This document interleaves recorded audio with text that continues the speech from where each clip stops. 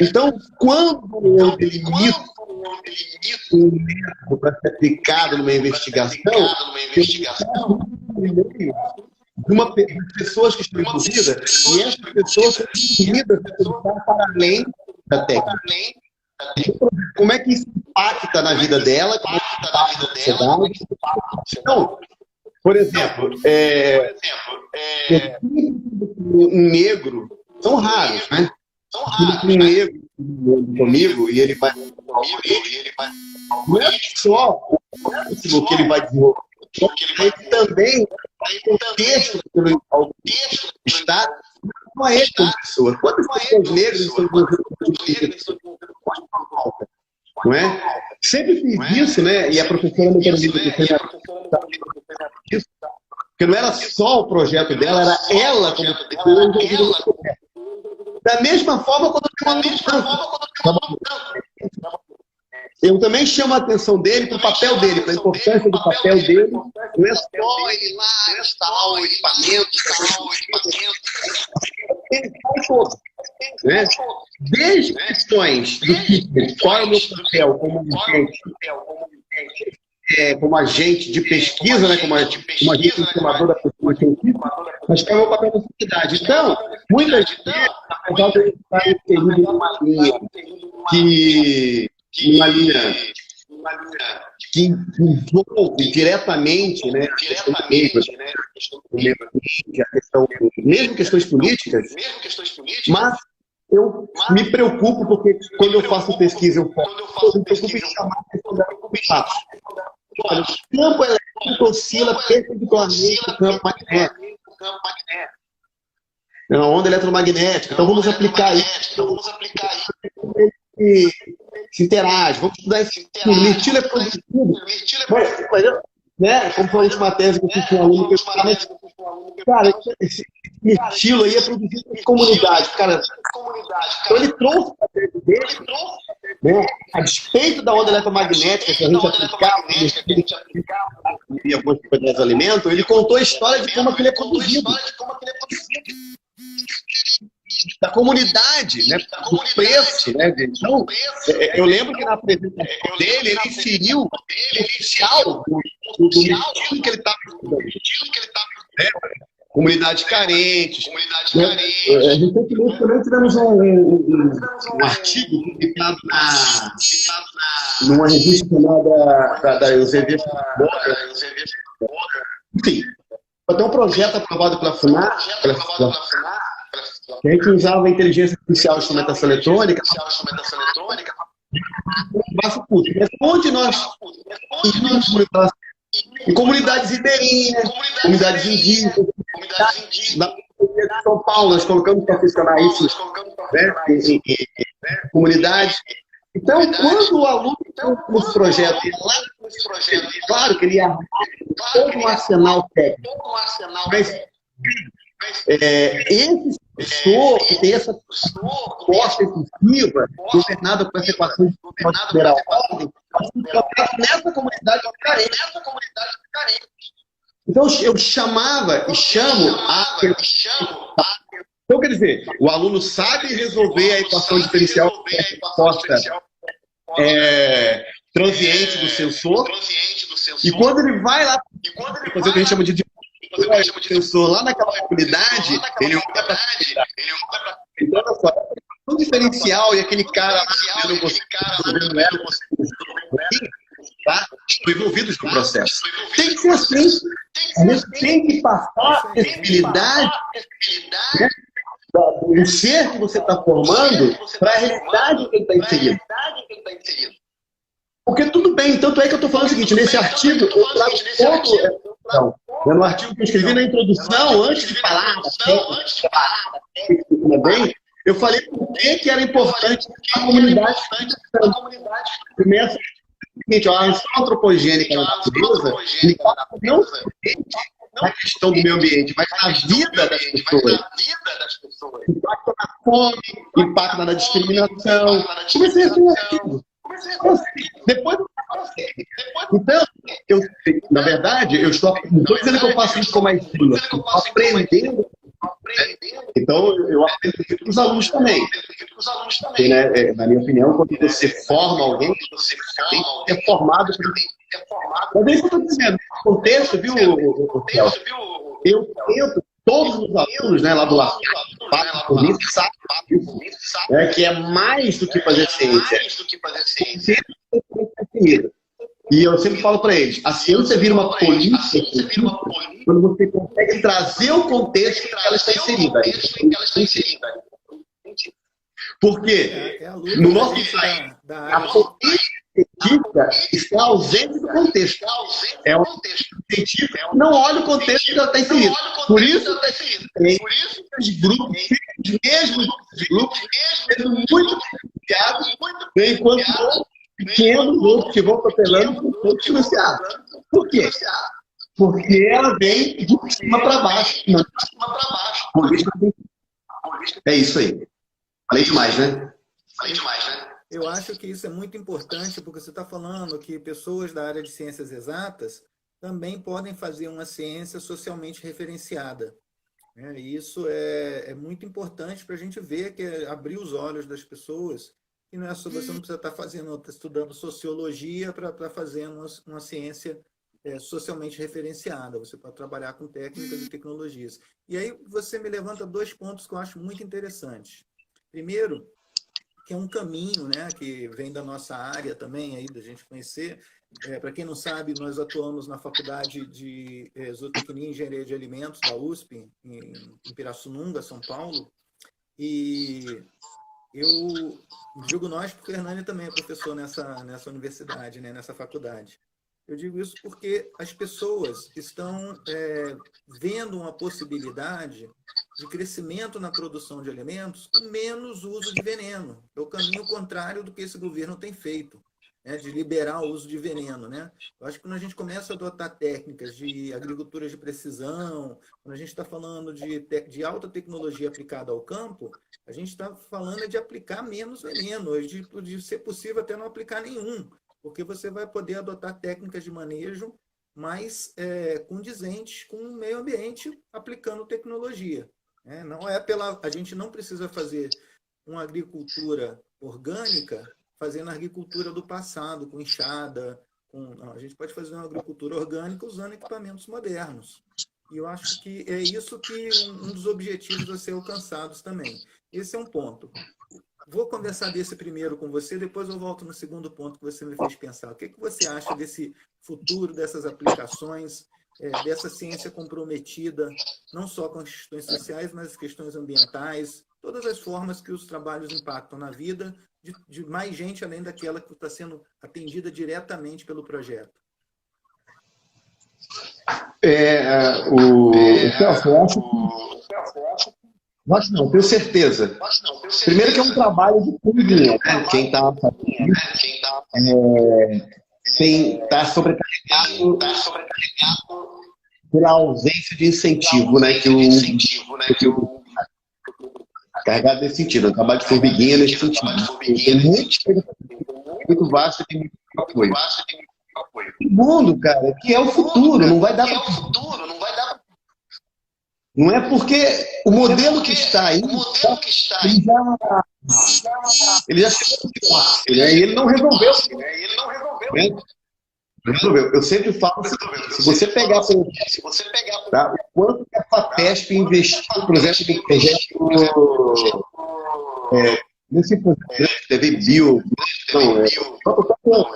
biota, mas do projeto de biologia molecular, etc. Né? Os alemães que fabricavam equipamentos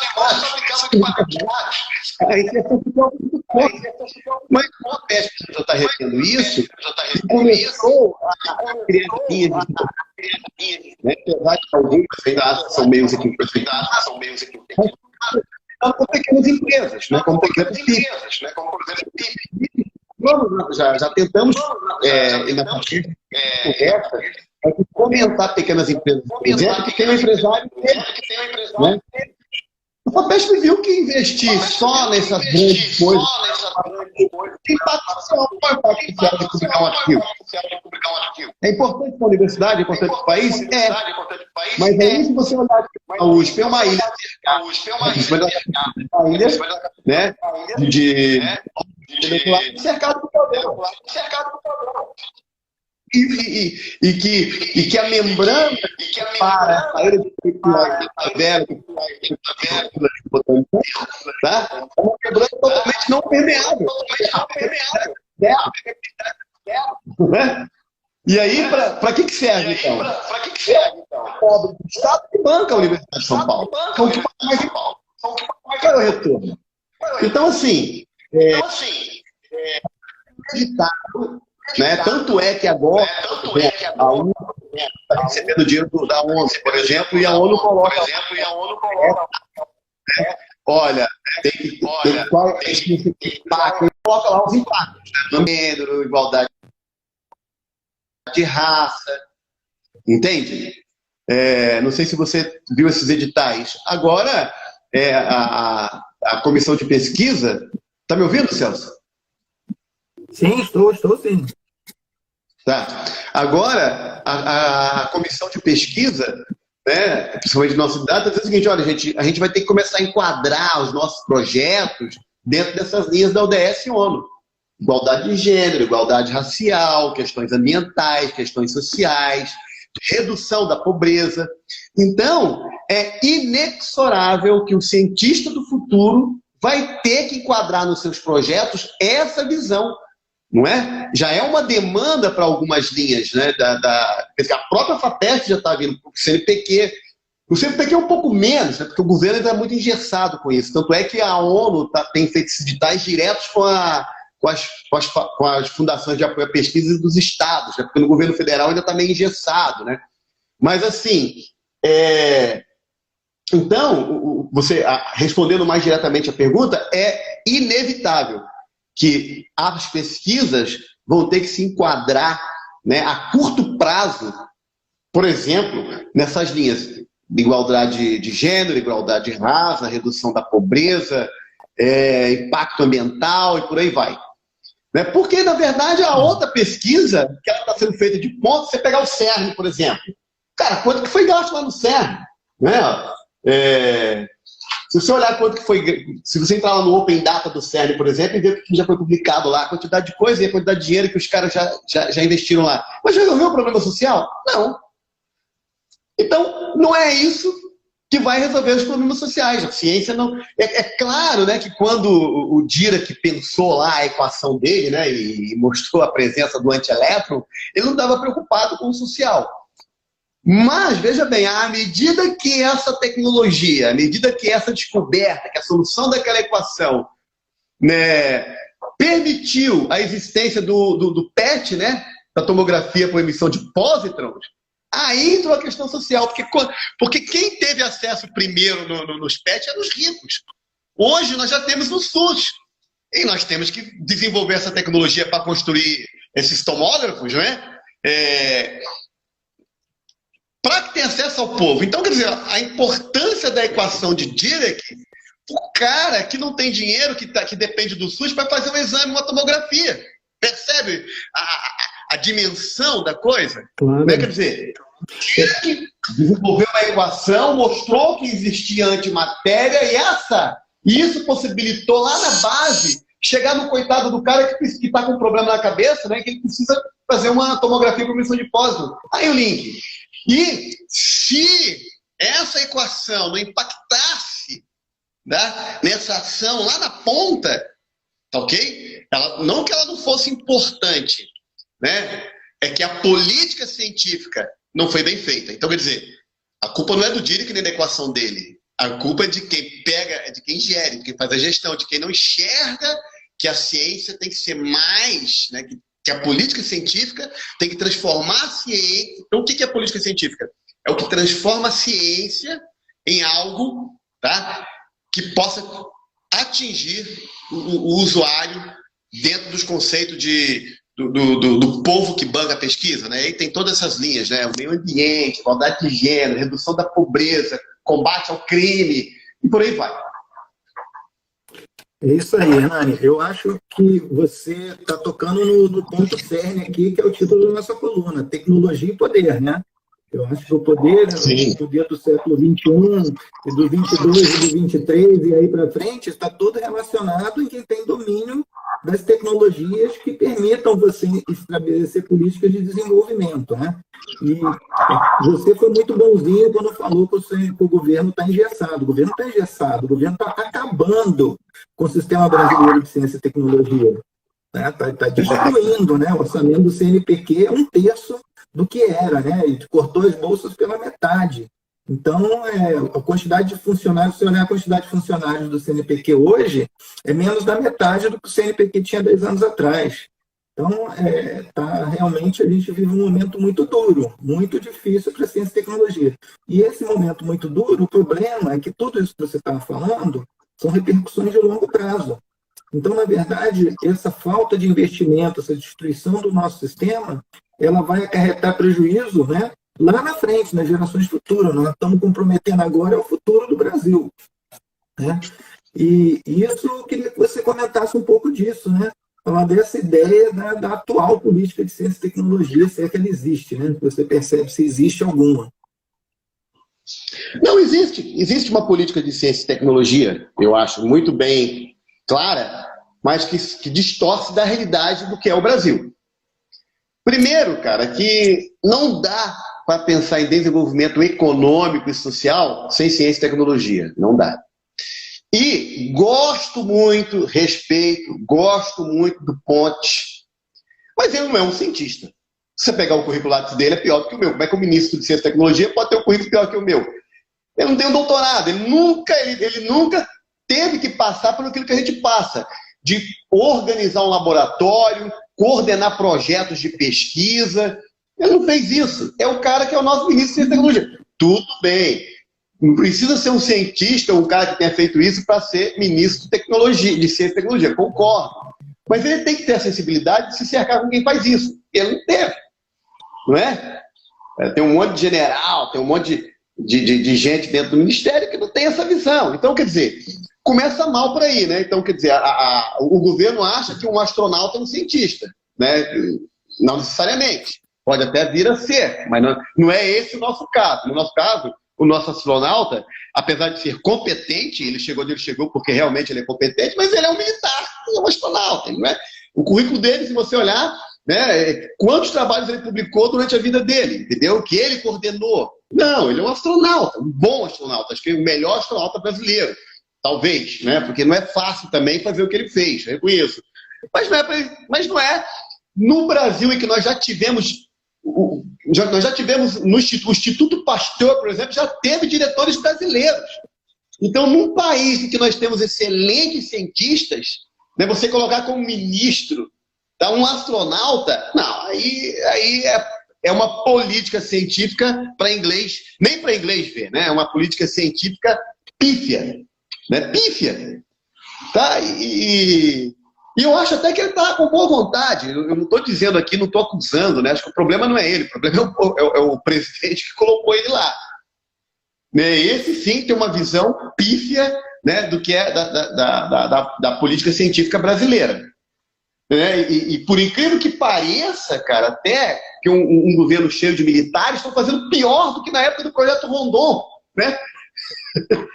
Os militares tinham uma visão na década de 60, 70, muito melhor do que os que estão agora no poder, pô.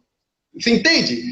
Enquanto que os militares defendiam a Amazonas, lá com o Projeto Rondon, que a ideia era excelente, os que estão aí estão apoiando os Salles da vida, que está desmatando a Amazônia e desacreditando a população em órgãos sérios como o INPE. Esses dados aí são dados... Então, quer dizer... É tipo assim, para nós que somos cientistas, vendo isso acontecer, e aí posso falar com probidade, é pensar o seguinte, cara, é a mesma coisa, tá? A mesma coisa de colocar um mecânico numa sala de cirurgia e um médico olhando de fora. Porra, o mecânico vai operar? Não, cara, tá entendendo? É a mesma coisa. Então, eu vejo que a política científica do governo é pífia. Tá? Não escuta as bases, né? Não escuta as bases. Cortou de... E sempre corta, né? E aí eu não vou, eu vou até dizer aqui, tá? Que houve erros de governos anteriores na casa de ciência e tecnologia, claro que houve, porque um problema desse país, né? Um problema desse país é usar esses ministérios que deveriam simplesmente como barganha política, né? Isso é péssimo, né? Não vem o Ministério de Ciência e Tecnologia como um ministério estratégico, né? Vem como ministério como barganha política. E aí acaba... né, os outros governos cometeram esse mesmo erro, né? Eu sou cético, eu critico todos. Mas nesse é pior, né? Porque nesse não tem nem a, digamos assim, a visão mínima, né, do que é a ciência e tecnologia. Agora, Celso, qual que é a saída? A saída, cara, é diminuir a nossa omissão de cientistas. Os cientistas são muito calados. Os pesquisadores do CNPq estão calados. Entende? Exatamente. Existe uma omissão por parte da academia. A academia está omissa, está vendo tudo isso, ou a academia está concordando? Cortou verba do CNPq, todo mundo ficou calado. Ninguém reclamou, um ou outro reclamou, mas cadê desculpa a palavra, né? Cadê os bambambãs, um as do CNPq? Né? Eu sou doisinho, cara. Mas cadê os um as do CNPq? Cara, eu vi esses caras todos calados. Todo mundo caladinho. Então, quer dizer, eu aprendi desde pequeno, né, lá no Morro do Macaco, quem não chora não mama. Quem não chora não mama. Então, quer dizer, e pior, quem cala consente. Então, a ciência brasileira vai bem, obrigada, mas a política científica brasileira omite-se num momento importante, tá?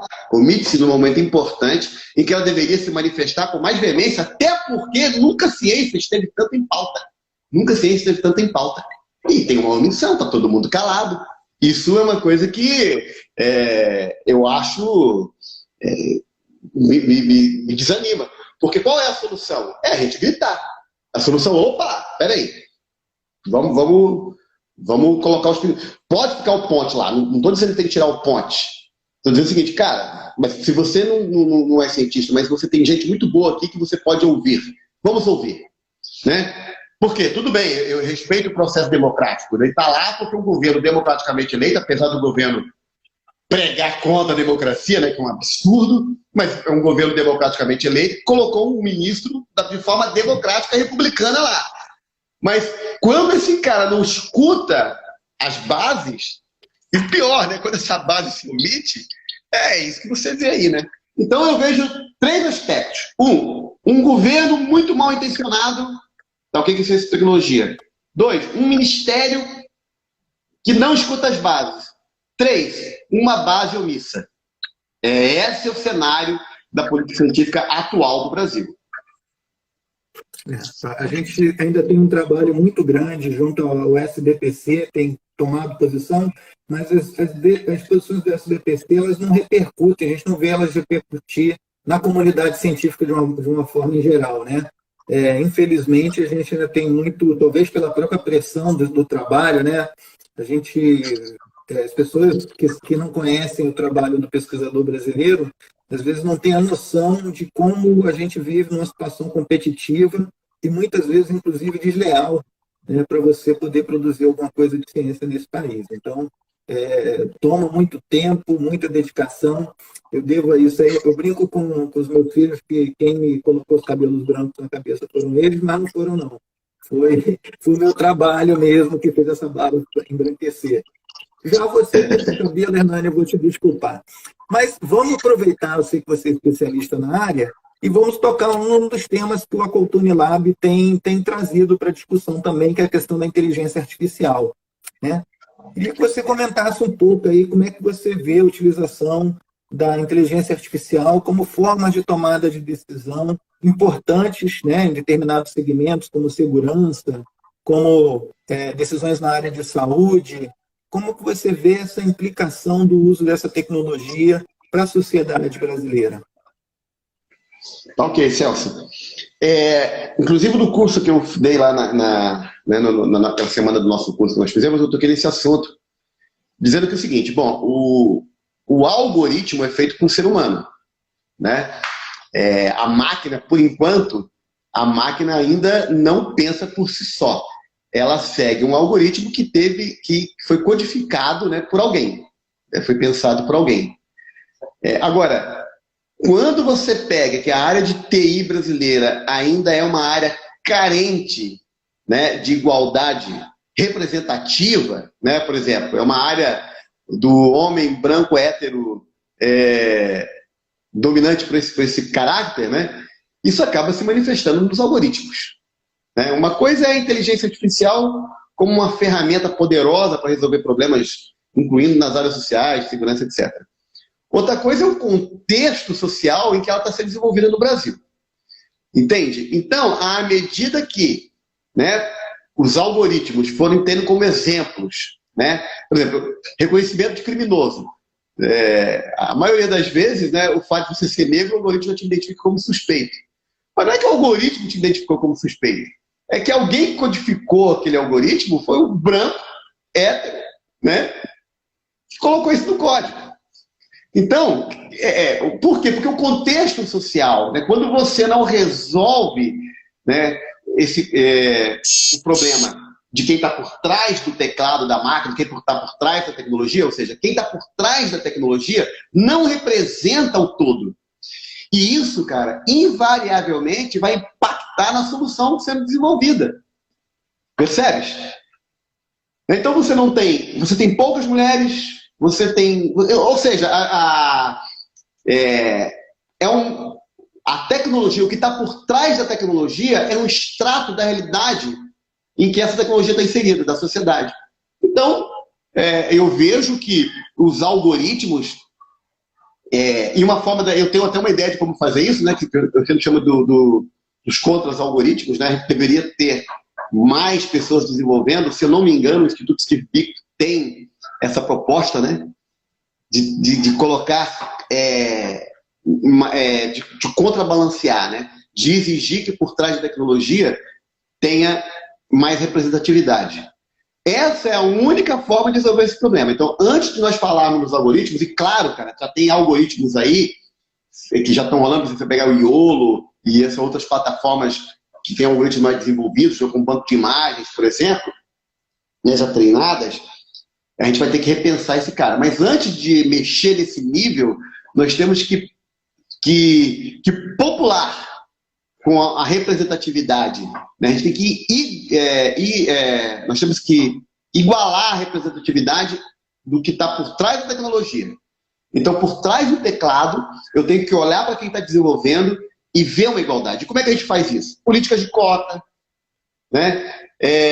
Políticas sociais, né? É isso que nós temos que fazer. Então tem que ter cotas para as mulheres desenvolvedoras. As empresas de TI têm que ter cotas para negros, tem que ter cotas para mulheres, tem que ter cotas para a comunidade LGBTQ+, e por aí vai. Isso tem que estar lá. Né? Isso tem que estar por trás da tecnologia. Depois disso é a manifestação, né? O resultado, para mim, vai ser natural. O resultado vai ser natural porque quando a pessoa estiver codificando, e o ambiente de codificação de programa de desenvolvimento de algoritmo, ele é muito dinâmico. Né? Ninguém desenvolve um algoritmo, uma plataforma sozinho. Né? Você tem que conversar com as pessoas, você tem que interagir com as pessoas. Não desenvolve um front-end, um back-end, pensa no algoritmo, pensa... Ok? E se essas pessoas, né, na hora que estão desenvolvendo, se manifestarem e se manifestam, porque na inteligência artificial, muitas das vezes, existem muitos insights pessoais, esses insights carregados da sua cultura, carregados da sua vivência, vão acabar impactando, ok? Lá na ponta. Então, os algoritmos vão ser mais inteligentes, porque atualmente os algoritmos eles são ineficazes, né? Muito ineficazes exatamente por esse aspecto que eu estou dizendo. Então, resumindo, o algoritmo em si é só um algoritmo em si. O problema é que por trás da tecnologia que gera o algoritmo em três plataformas, você tem apenas um pequeno extrato da sociedade que não representa em todo ela quanto cultura, quanto igualdade de gênero e por aí vai. Todos esses aspectos estão fora desses ambientes de TI. Então, eu às vezes vou numa empresa de TI e chego lá, só tem homens héteros brancos programando. Você vai esperar o quê? O que saia dali? Percebe? Esse é o ponto. Hernani, eu concordo com você, só que eu sou um pouco mais radical. Eu acredito que até que esse lugar aí da diversidade chegue, certas tecnologias deveriam ser banidas, elas não deveriam ser utilizadas. O problema é que até você... a gente já tem o problema hoje, o problema já existe, já tem gente aplicando, já tem instituições de governo, empresas aplicando esse tipo de algoritmo. Com todos esses problemas, tem algoritmo que tem 70% de erro, que está sendo contratado por governo, 70% de erro. O que você contrata com 70% de erro? Como disse o Paulo Renan numa live que teve essa semana, né, da audiência pública no Rio de Janeiro, nem criança passa na escola com 70%. Né? Se tiver nota 3 na escola, você não passa. Você tem que passar pelo menos por 5. Como é que o governo investe em coisas que têm 70% de erro? Né? Então, eu acredito que essas tecnologias, a gente precisa mobilizar mais a sociedade, e até que a gente chegue num padrão que corresponda à diversidade da sociedade, essas tecnologias não deveriam estar sendo usadas para acesso, para mexer com dados públicos, né? com as pessoas de uma maneira em geral. Como é que você vê? Você acha que eu sou muito radical? Não, eu acho que primeiro que toda ideia que propõe uma mudança, se ela não for radical, né? Porque naturalmente as forças conservadoras vão tentar manter essas ideias, então para você ter força suficiente para trazer para o teu lado, em geral tem que ser radical. Eu acho que não é radical. Quer dizer, eu acho que é radical sim, mas é natural que seja radical. Eu só acho que é a história do álcool 70 e do álcool 100, entendeu? Você tem que permear devagar, porque nós não queremos, veja bem, nós não queremos ser os inimigos. Nós queremos complementar a tecnologia. O que a gente está dizendo é o seguinte, olha, tá vendo? Está falhando porque você está fazendo da forma errada. Nós queremos ajudar você a fazer da forma correta. Então, primeiro, eu não sei se é banir a tecnologia, ok? Claro, a tecnologia, mas sim forçar ela, eu estou sendo radical, forçar ela a ser mais adaptativa. Entende? Porque a gente não precisa construir a roda novamente. O que a gente precisa fazer é fazer com que essa roda que é muito triangular, né, fique mais redonda. E ela só vai ficar mais redonda. Então, aí é radical. O radicalismo também tem que ser o seguinte, não, essa tecnologia não é que ela tem que ser banida, ela tem que ser transformada. Não sei se você entende a diferença. Mas então seria uma moratória. Em vez de ser o banimento, seria uma moratória. Vamos esperar a tecnologia ficar boa para poder aplicar. Não. Porque vamos impor hoje do jeito que ela é ruim, não dá. Então, o que eu estou dizendo é que... porque, veja bem, se as pessoas estão aceitando a tecnologia, ela tem um ponto positivo. Né? Porque senão ninguém aceita. Ela tem um ponto positivo. Mas quem está aceitando é o macho adulto branco. O macho adulto branco está aceitando. A população negra não está sendo consultada sobre o uso disso. Não, mas é isso que eu estou dizendo. Porque, inevitavelmente, quando ela começar a errar, a gente vai dizer por que está errando. E aí nós vamos dizer o seguinte, a gente exige que essa tecnologia se altere. Entende? É que eu estou dizendo para você o seguinte, é mais fácil, tá? Às vezes, você deletar tudo e colocar isso do zero. Tá? O difícil é você fazer a adaptação consciente.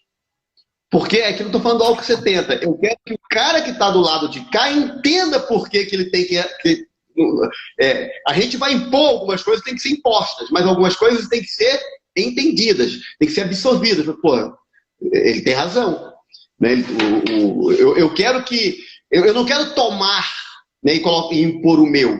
Eu quero mostrar que podemos ser altamente complementares para que o todo melhore. Isso é mais radical. E é muito difícil. E aí tem que ser radical nessa afirmação. Diz o seguinte, não, está errado. Isso tem que melhorar. Está errado e tem que melhorar. Opa! Mas nós já estamos fazendo isso. Está apontando o Panótico, o SESEC, uma série de outros elementos aí. Com a participação, a gente também está ajudando a divulgar pelo Caltone, né?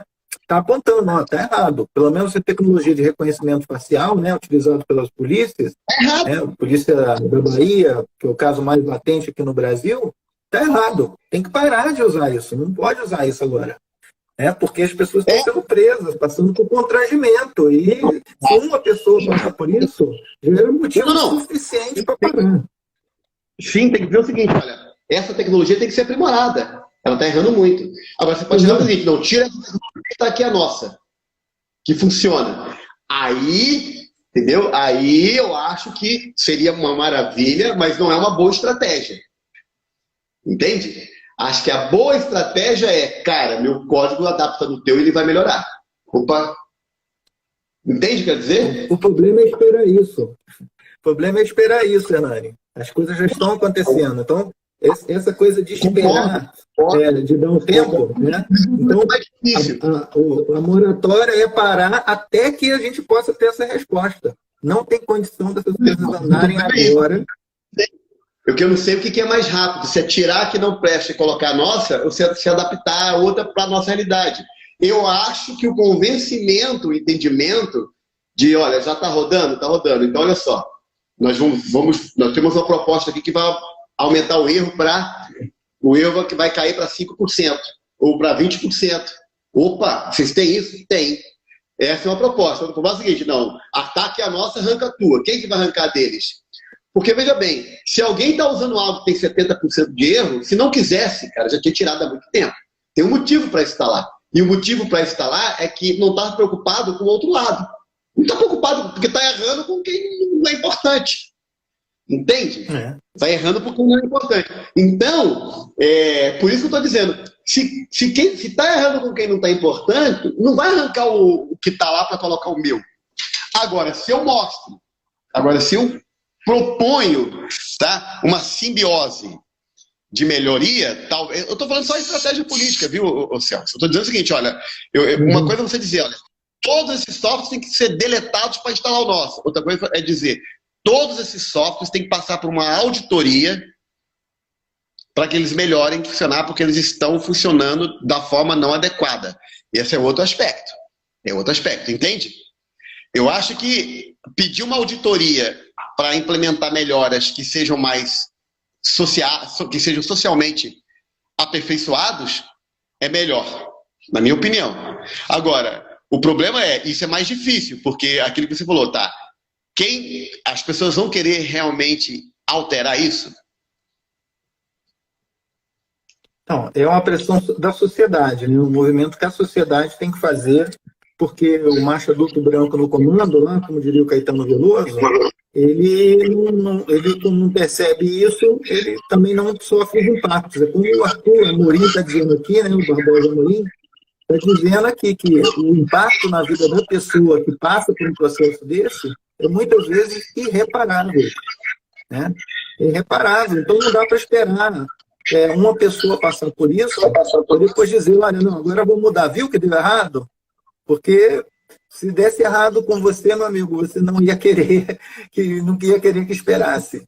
Né? Então tem que ser uma posição radical mesmo, de pelo menos uma moratória. Eu estou entendendo o que você está falando, talvez não seja banimento, seja uma moratória. Uma moratória para, olha, até que se comprove que a gente pode superar essa tecnologia ela pode funcionar de uma forma melhor, ela não pode ser usada. Até que chegue esse ponto que você quer. Agora, não dá para continuar usando, submetendo as pessoas a prejuízos enormes. Né? Quem foi preso e passa uma noite na cadeia, não esquece jamais. Não vai esquecer nunca. Né? Então,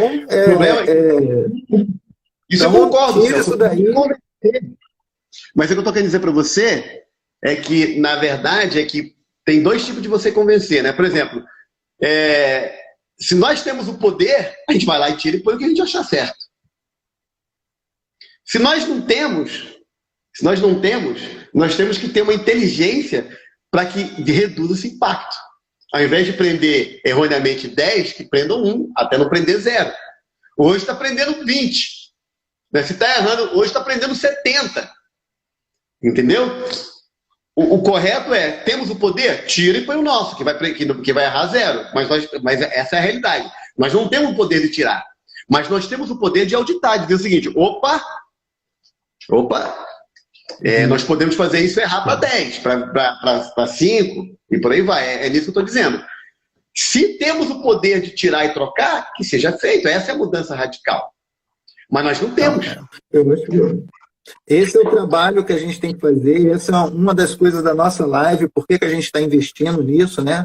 Em ter live, em gerar conteúdo que depois vai lá para a página do Ocaltone Lab, para poder levar essa discussão para as pessoas, porque as pessoas... Acho que pedir uma auditoria desse software, Celso, desculpa, só para te contar, acho que pedir uma auditoria desse software com uma proposta de melhoria, cara, ninguém vai se negar. Ninguém vai se negar. Mas você melhoraria um software que foi pago pelo Estado, já está pago, o Estado já comprou, já botou, está pagando para a empresa, você vai melhorar isso para a empresa? Olha, se o Estado pagou, é nosso. Eu quero dizer o seguinte, esse software é nosso, a gente quer o código, queremos mexer nele, queremos melhorar ele. Agora, nós temos o poder de chegar para essa empresa, arranca essa empresa fora e põe o nosso? Se tiver essa, ótimo. É que eu não acredito que isso seja possível, a menos que tenhamos no poder. E aí que eu estou te falando, aí nós vamos ter que esperar mudar o cenário político, para, dependendo do cenário político, chegar assim, agora bane esse cara e coloca este. Então, eu trabalho que esse poder é o poder que a gente exerce a cada 4 anos, a cada 2 anos, né, se contar as municipais, que é o poder do voto, né? Então, aí a gente tem que estar... E esse poder do voto, ele tem que estar influenciado por essa grande discussão. Mas eu acho, Celso, que a estratégia de chamar a empresa, por exemplo, e propor para ela uma parceria, tá, para melhorar isso, eu, na minha opinião, acho que ela é válida. Eu acho que ela é válida. Em que sentido? No sentido de que a gente tem que ter essa resposta. Nós temos essa resposta? Não, a gente não quer. A gente quer que o algoritmo seja racista mesmo. Entende? Mas não se responde isso. O que se responde é que vai cozinhar você. Quem é você para dizer que você vai melhorar meu algoritmo? Então a gente precisa de cientistas como você para poder cacifar isso.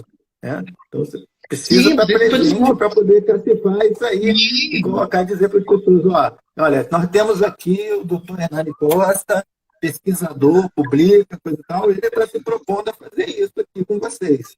Então, acho que esse é o desafio, então, Hernani. Você jogou a bola, eu estou cortando. Por isso que eu falei que é difícil, porque esse é o desafio, esse desafio é mais difícil. Agora, Celso, com relação a isso, eu acho o seguinte, aquilo que eu falei, o racismo estrutural, tá? Muitas vezes ele é muito bem camuflado, entende? Ele tem uma inércia muito grande, tá? Mas ele é muito fácil, mas ele tem elos muito fracos. Eu vou te dizer, tá?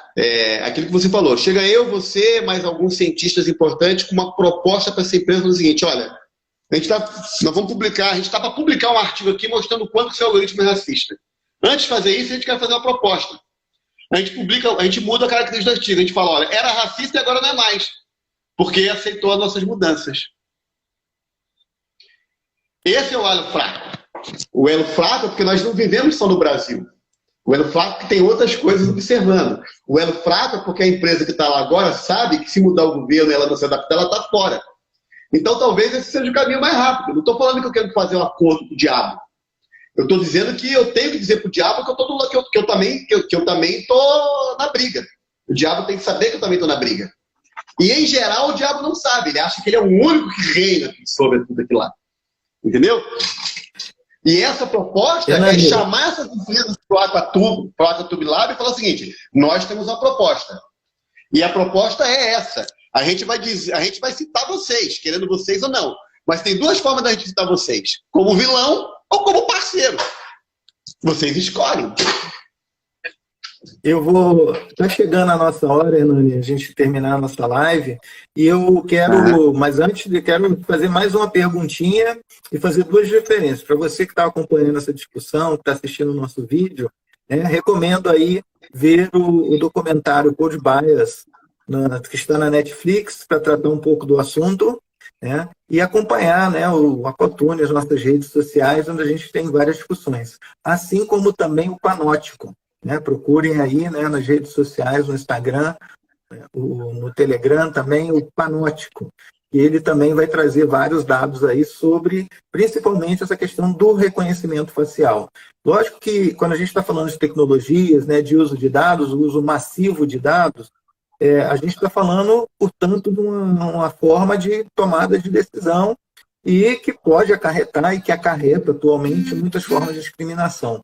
Para fechar, Hernani, eu vou perguntar para você ainda, a gente juntando aí um pouco da ciência e dos dados, né? Como que você consegue ver isso nas próximas linhas de pesquisa? Como que você acha que a ciência vai avançar nesse tipo de tecnologia? Qual é o próximo degrau que a gente tem que subir aí? Eu chamo de joint learning. Eu acho o seguinte, teve um momento que era muito humano, pensou-se que deveria ser muito máquina, mas isso que nós estamos fazendo aqui hoje é o que eu chamo de um novo tipo de algoritmo, né? Estou até escrevendo um artigo sobre isso, que é o joint learning, a aprendizagem de máquina conjunto com o humano. Ou seja, o próximo passo é que o algoritmo de IA ele vai ter uma simbiose com o humano maior. Hoje é muito pouco, entende? E esse é o grande desafio. Então, por exemplo, quando eu estiver treinando hoje, eu ponho uma rede para treinar, é muito frio, entendeu? Por exemplo, treinar o rosto, eu pego o algoritmo e vou mostrando só rosto, só rosto, só rostos. Nós desenvolvemos um algoritmo agora, por exemplo, com um aluno nosso, inclusive para identificar bicho na estrada, que a gente fala o seguinte, cara, a gente mostra uma imagem meio difusa para a rede e ao mesmo tempo o humano fala, não, eu acho que, você acha que é capivara, que é cavalo, o que é isso? E ele responde junto com a rede. E aí ele vê como a rede respondeu e a rede, né, e a máquina vê como ele está respondendo. E cria-se uma simbiose. Então, a máquina e ele começam a tomar decisões. Então, eu acho que o próximo degrau são processos de aprendizagem máquina e humana conjuntos. É o homem e a máquina interagindo numa certa simbiose. Ou seja, você não põe mais o algoritmo para treinar sozinho, você só fala para ele o que você quer. Não, você também decide. E ele vai aprendendo como você decide. Entende? Acho que esse é o próximo degrau. Muito legal. Eu acho que antes desse degrau vai ser um degrau difícil de subir, porque a gente tem que trazer o humano mais humano. Trazer o humano muito mais humano do que esses humanos que a gente tem visto ultimamente aí. Né? Então, de repente, vai ser a mulher e não o homem que vai resolver isso, porque o homem até hoje só fez coisa errada. Hernani, a gente tem mais aí 5 minutinhos.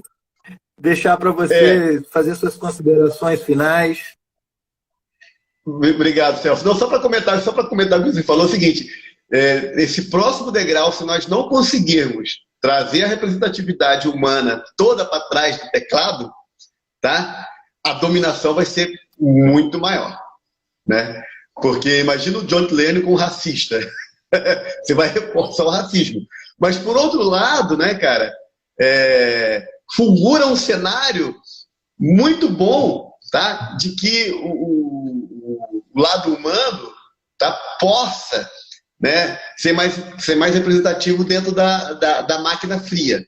Né? Eu acho que esse aspecto vai ser bom. Então, como toda tecnologia, né? Então, eu acho, nós não podemos descartar nunca o lado humano. Bom para o bem ou para o mal. Né? Porque também nada vai durar para sempre. Então, por exemplo, por mais fascista que seja o que está por trás do teclado, isso é um tiro no pé, porque vai criando tantas distorções, vai criando tanta diferença que uma hora se rompe, né? Você não consegue o equilíbrio. Mas para terminar agora, dizer o seguinte, eu fico muito feliz, né, com essa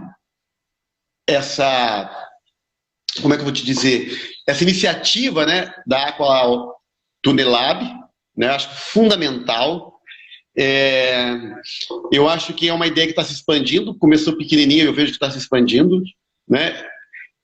Eu gostaria até de contribuir mais, eu acho que a gente pode, viu, Celso, contribuir mais, mas eu vejo que quando eu não estou participando de uma coisa e essa coisa está indo muito bem, eu fico muito feliz, porque não está dependendo de mim, está crescendo, então é sinal que eu vou poder aprender muito com essa estrutura, que eu vou poder utilizá-la, né? E ciência, né, não é algo que pertence apenas a quem está na academia, apenas quem tem um título de doutor. Ciência é algo que pertence ao ser humano, não é? E quando nós dizemos que nós estamos preocupados com algoritmos racistas, nós estamos trazendo isso, né?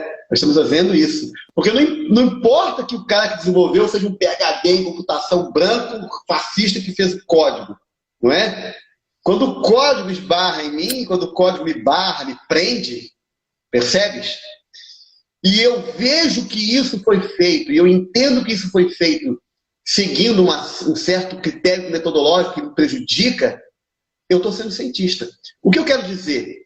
Eu quero dizer que a grande tarefa da Aquatunelab é mostrar para as pessoas que esse tipo de algoritmo faz isso, porque as pessoas nem sabem que o algoritmo faz isso.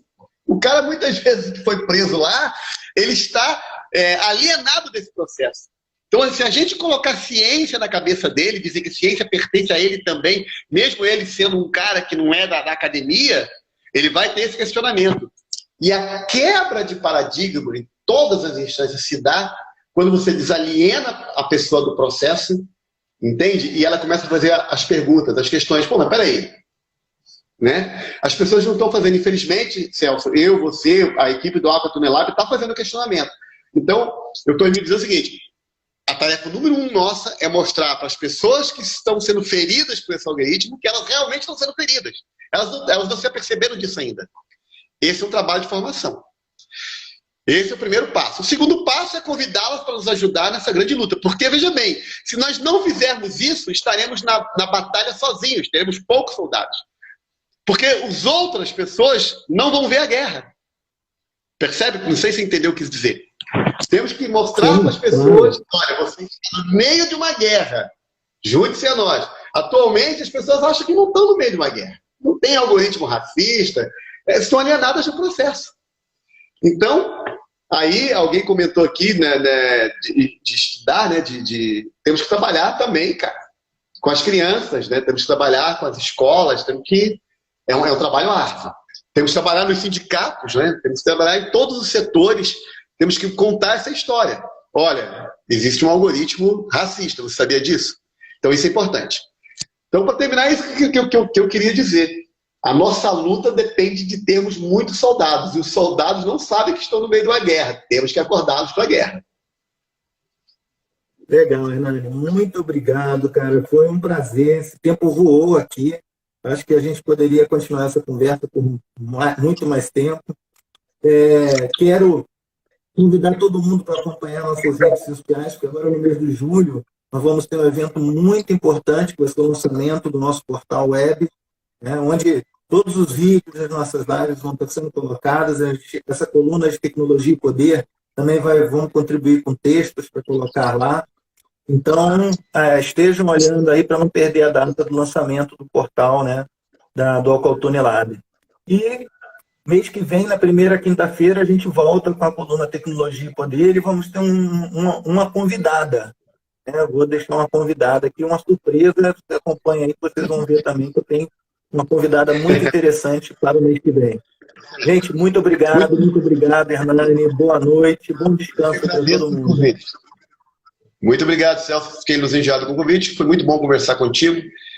E sucesso para essa ideia maravilhosa da Aquatunelab. Podem contar. Só não esquecer, o Hernani faz parte do nosso grupo de formação, tá, gente? Então, quando a gente tem cursos, aí o Hernani também faz parte. Inclusive, está aí devendo que a gente está maturando um curso de tecnologia também. E se você é negro ou negra e tem interesse em participar mais dos assuntos, também, através das nossas redes sociais, pode se inscrever para participar das reuniões do Aquatunelab. Um abraço. Tchauzinho, Hernani. Muito obrigado. Tchau, tchau. Tchau, pessoal. Obrigado.